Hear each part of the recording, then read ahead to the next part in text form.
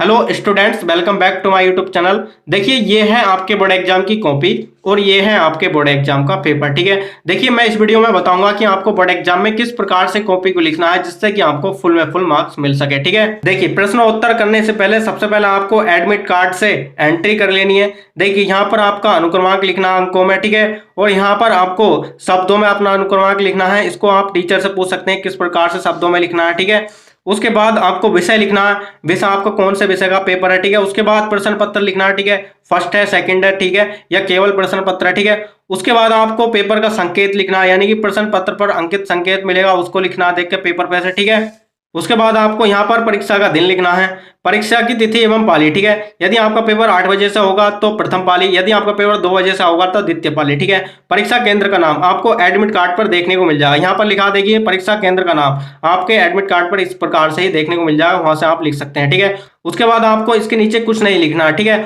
वहां पर जो कक्ष निरीक्षक होंगे वो इसको अपना फिल करेंगे। ठीक है, देखिए ये है क्लास 12 की सामान्य हिंदी का पेपर, इसको हम सॉल्व करने वाले हैं। देखिए आपको बोर्ड एग्जाम में 3 घंटे 15 मिनट मिलेंगे और पूर्णांक आपका 100 अंक का होगा। ठीक है, हम सबसे पहले खंड क को करेंगे। ठीक है, देखिए खंड क में प्रश्न नंबर 1 का क है, शिक्षा का उद्देश्य निबंध के लेखक हैं। ठीक है, देखिए आपको इस प्रकार से 4 ऑप्शन देखने को मिलेंगे, उसमें से किसी एक ऑप्शन को चुनकर लिखना है। ठीक है, देखिए शिक्षा का जो उद्देश्य निबंध है इसके लेखक कौन है। ठीक है, देखिए इसके लेखक है संपूर्णानंद। ठीक है, तो आपको कॉपी में किस प्रकार से लिखना है, उसके बाद आप टॉप में लिखेंगे खंड क। ठीक है, आप बोर्ड एग्जाम में हेडिंग पेन का भी यूज कर सकते हैं, लेकिन हेडिंग पेन ऐसी होनी चाहिए कि उसकी राइटिंग पेपर के दूसरी साइड पार नहीं होनी चाहिए। ठीक है, देखिए इस प्रकार से खंड क लिखने के बाद एक लाइन छोड़ देंगे। एक लाइन छोड़ने के बाद आपको नीचे वाली लाइन में लिखना है प्रश्नोत्तर संख्या 1। ठीक है, प्रश्नोत्तर का मतलब है प्रश्नों का उत्तर। ठीक है, आप बोर्ड एग्जाम में केवल प्रश्नों का उत्तर लिखेंगे, आपको क्वेश्चन नहीं उतारना है। ठीक है,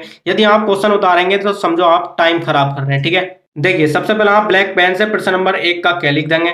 देखिए प्रश्न नंबर 1 का क सही है, सेकंड ऑप्शन संपूर्णानंद। ठीक है, तो इस प्रकार से आप सेकंड ऑप्शन लिख देंगे ब्लू पेन से संपूर्णानंद। ठीक है, उसके बाद देखिए दूसरा प्रश्न है नंबर ख, लल्लूलाल की रचना है। देखिए इसमें आंसर सही है प्रेम सागर। ठीक है, तो देखिए इस प्रकार से लिख सकते हैं 1 का ख, सेकंड ऑप्शन प्रेम सागर। ठीक है, देखिए उसके बाद इसमें तीसरा क्वेश्चन है ग, पर्दा कहानी के लेखक हैं। देखिए पर्दा कहानी के लेखक कौन है, यशपाल। ठीक है, देखिए इसमें चौथा ऑप्शन सही है, तो इस प्रकार से आप प्रश्न नंबर 1 का ग लिखेंगे।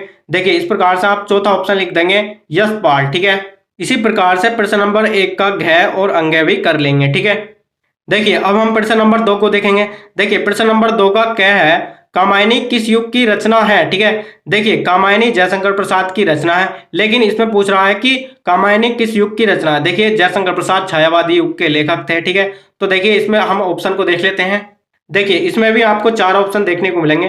देखिए पहला है द्विवेदी युग, छायावादी युग, भारतेंदु युग, प्रगतिवादी युग। ठीक है, जैसा कि हमने बताया जयशंकर प्रसाद छायावादी युग के लेखक हैं। ठीक है, तो देखिए इसमें आप सेकंड ऑप्शन देख सकते हैं छायावादी युग। ठीक है, देखिए आपको कॉपी में किस प्रकार से लिखना है इसको हम देख लेते हैं।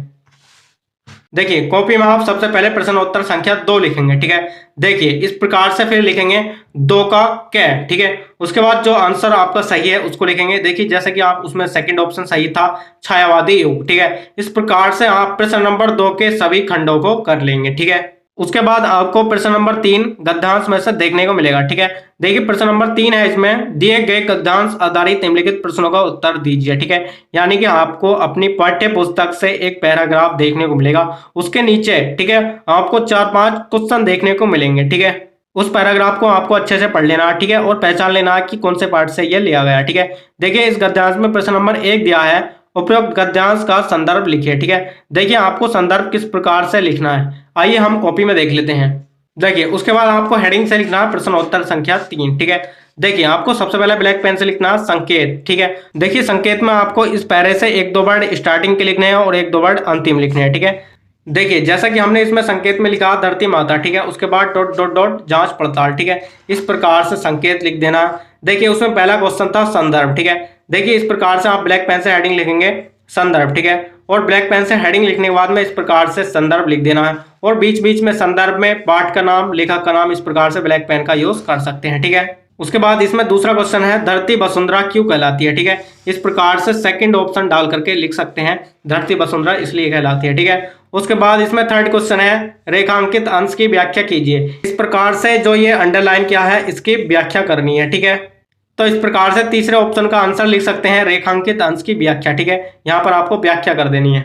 तो इस प्रकार से गद्यांश में आपको 5 क्वेश्चन देखने को मिलेंगे, उन सभी के आंसर इस प्रकार से पॉइंट डाल करके लिख देने हैं, ठीक है। उसके बाद आपको इसके अथवा में एक और गद्यांश देखने को मिलेगा, इसमें से केवल एक गद्यांश को ही हल करना है, ठीक है। देखिए उसके बाद आपको क्वेश्चन नंबर 4 में पद्यांश आएगा, ठीक है। देखिए इससे पहले हमने जो गद्यांश करा था उसी प्रकार से पद्यांश को भी हल करना है। देखिए उसके बाद आपको क्वेश्चन नंबर 5 का क खंड देखने को मिलेगा, निम्नलिखित में से किसी एक लेखक का साहित्यिक परिचय देते हुए उनकी एक प्रमुख रचना का नाम लिखे, ठीक है। तो इस प्रकार से आपको 3 लेखक के नाम देखने को मिलेंगे, उसमें से किन्हीं एक का साहित्यिक परिचय लिखना है, ठीक है। जैसे कि हम आचार्य हजारी प्रसाद द्विवेदी का लिखने वाले हैं। तो इस प्रकार से कॉपी में आप प्रश्नोत्तर संख्या 5 लिखेंगे, ठीक है।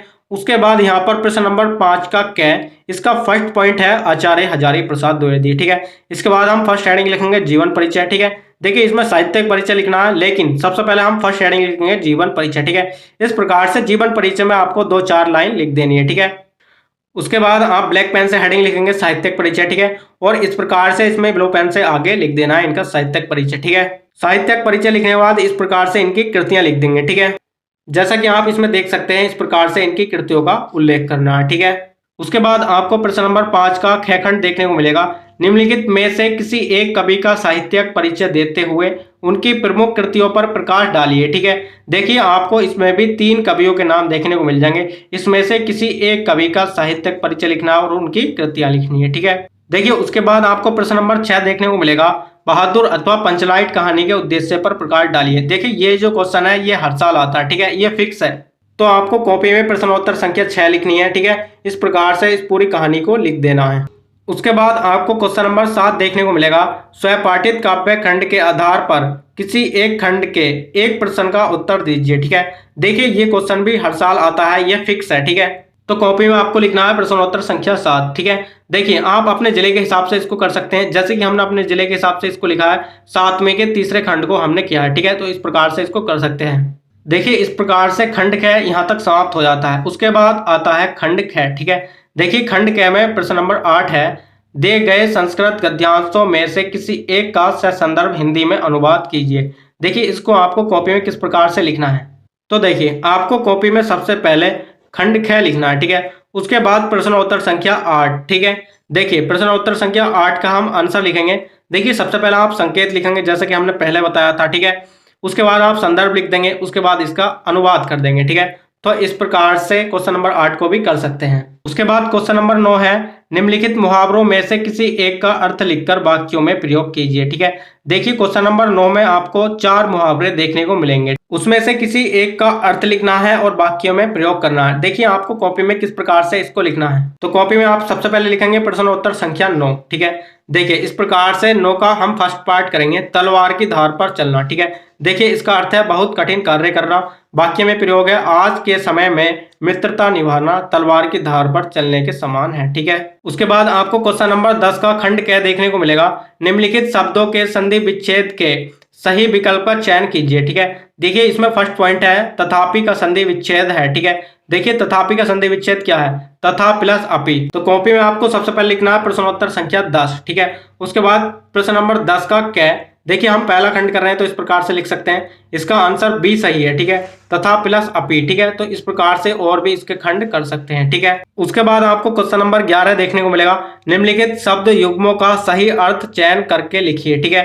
देखिए आपको इसी प्रकार से ही इनके आंसर लिखने हैं। उसके बाद आपको क्वेश्चन नंबर 12 रस छंद अलंकार से देखने को मिलेगा, ठीक है। देखिए प्रश्न नंबर 12 का क्या है, वीर रस अथवा हास्य रस, ठीक है। इसमें लिखना है आपको स्थायी भाव, उदाहरण अथवा परिभाषा, ठीक है। उसके बाद इसमें खंड ख है, श्लेष अथवा उत्प्रेक्षा अलंकार, ठीक है, उसका लक्षण और उदाहरण, ठीक है। उसके बाद ग है, दोहा अथवा सोरठा छंद, ठीक है, मात्रा सहित लक्षण उदाहरण, ठीक है। देखिए ये आपको कॉपी में किस प्रकार से लिखने हैं, सबसे पहले आप लिखेंगे प्रश्नोत्तर संख्या 12, ठीक है।